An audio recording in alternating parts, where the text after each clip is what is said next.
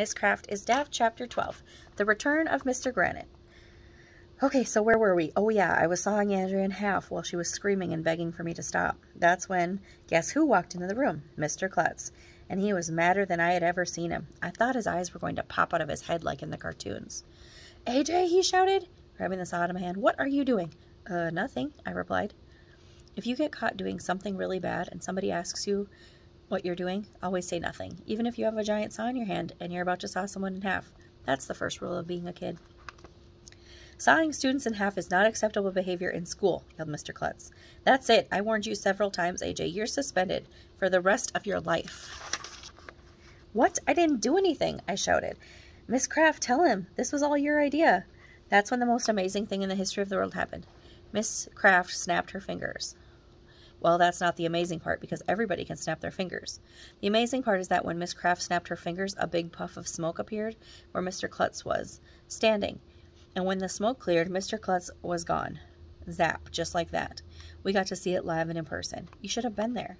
How did you do that? We were all asking. Where did Mr. Klutz go? A magician never reveals her secrets, Miss Kraft said. I told you I would take care of Mr. Klutz. Well, that pretty much sums up what happened. We didn't see Mr. Klutz for the rest of the day. I don't know where he went. When I got home, my mom had a snack waiting for me in the kitchen. Well, the snack wasn't waiting for me. My mom was. How was school today? She asked. Did anything interesting happen? Nah, I told her school's boring. You say that every day, AJ, my mom said. Interesting things must happen at school sometimes. Nope.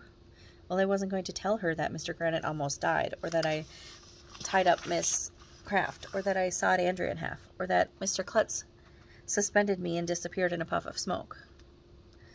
When I got to school the next morning, Miss Kraft was gone and Mr. Granite was back in her class. He wasn't sneezing or honking or blowing his nose anymore. Okay, everybody, he said, turn to page 23 in your math books.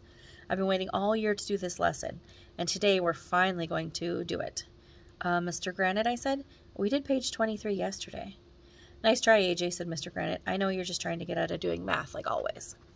No, he's telling the truth for once in his life, Mr. Granite, said Andrea. We already did page 23.